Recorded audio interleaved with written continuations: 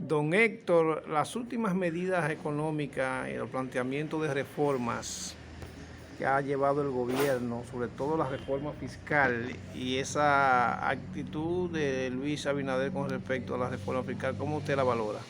Bueno, en primer lugar, varios sectores le señalaron al gobierno de que no era necesario una reforma fiscal en un momento de crisis sanitaria y donde hay un intento de recuperación lenta a nivel mundial y nacional, y en un momento de inflación, incluso importada, sostenida, porque ello podía generar nuevos impuestos y en consecuencia siempre en estos países las reformas fiscales se fijan a los pobres y a la clase media, a los sectores más vulnerables.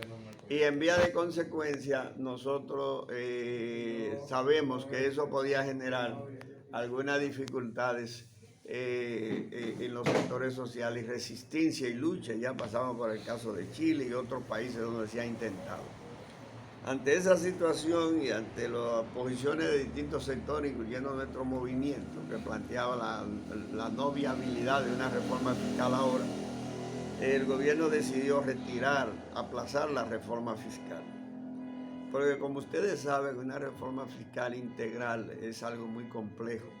En primer lugar, hay que someterse a una discusión en todos los sectores sociales y económicos y políticos de un país y llegar a acuerdos sobre el contenido de los impuestos, a quienes fijarle impuestos, no es tan fácil, porque la reforma fiscal conlleva primero definir un Estado para una nación como la nuestra, cuál es el tamaño del Estado, si son 23 ministerios o cuántos ministerios se necesitan en el país, y eso conlleva una reducción en la cantidad de empleados y a dónde recolocarlo, porque el problema no es generar desempleo, sino empleo. Y si tenemos que reducir el tamaño del Estado, hay que reducir los empleos.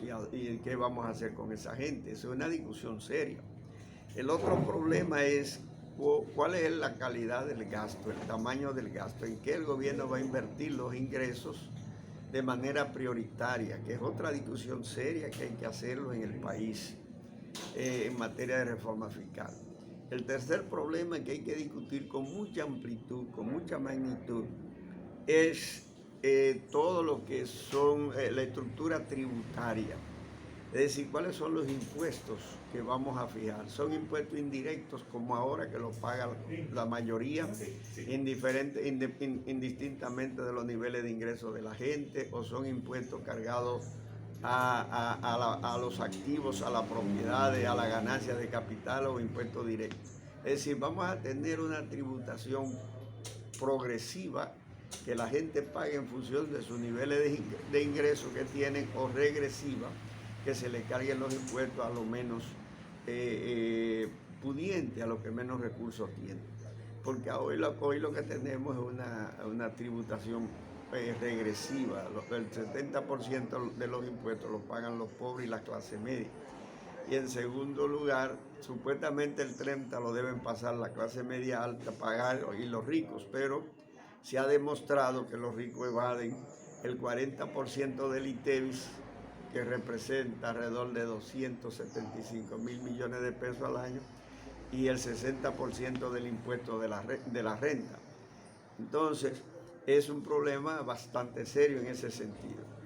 Pero se le demostró a Abinader de que no era necesaria una reforma fiscal en estos momentos, porque si él controla la evasión del ITEVIS y del impuesto sobre la renta, y quita o disminuye las exenciones, subsidios y exoneraciones a las grandes empresas y a determinados sectores, él se podía ahorrar alrededor de 540 mil millones de pesos, cuando él lo que tiene es un déficit fiscal proyectado para este año en 172 mil millones nada más. Es decir, si tú le restas 240 mil que puede cobrar controlando la evasión fiscal y las exenciones fiscales, 272 mil, le queda un colchón todavía casi de 300 mil millones de pesos. Entonces, de lo que se trata es que él mejore la administración tributaria, que controle la evasión fiscal y que discuta, someta a un debate serio las exoneraciones, exenciones y subsidios fiscales. De manera que la reforma fiscal que está contemplada en la Estrategia Nacional de Desarrollo se puede contemplar para un determinado momento, porque sí es verdad que el nivel de tributación aquí, la carga tributaria de 14.5 de la producción nacional no es suficiente para las necesidades de este país, sobre todo de la grande mayoría, para mejorar la calidad y cantidad de servicios que hay que rendirle a la población. El porciento que le vamos a meter esa carga tributaria, que le vamos a transferir de los distintos sectores al gobierno, hay que discutirlo. Se habla de un 20%, aumentarle un 6% más, pero eso es una discusión muy amplia, muy seria que hay que hacer. Además, el gobierno tiene que seguir controlando la corrupción y la eficiencia administrativa del gasto, reduciendo los gastos de superfluos innecesarios en el país.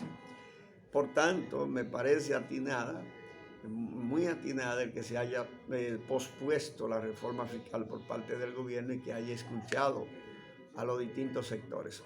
Se critica a algunos sectores a Abinader por qué cede y por qué consulta al pueblo. Los trujillistas, los autoritarios creen que los gobiernos no deben consultar ni oír a la gente. Pero ellos se olvidan que la democracia es un gobierno del pueblo y para el pueblo. El pueblo es que dé el poder y el poder tiene que estar para servirle al pueblo. Entonces, lo más correcto es que cualquier autoridad, cualquier gobierno consulte al pueblo constantemente, oiga sus pareceres y a partir de ahí tome sus decisiones lo más democrática posible, lo más consensuada posible. Entonces, no es malo ni es falta de autoridad ni de personalidad que un gobierno consulte a la gente, como algunos trujillistas, autoritaristas del país creen. Eso es correcto y Abinader debe seguirlo haciendo si se considera un gobierno democrático. En conclusión, reforma fiscal aplazada es una decisión correcta. Consultar a la gente y oírlo es otra decisión correcta y nosotros estimulamos a que ambas cosas se mantengan y que cuando se discuta la reforma fiscal sea parte de una consulta de todos los sectores y producto de un consenso democrático y de la voluntad mayoritaria de la nación.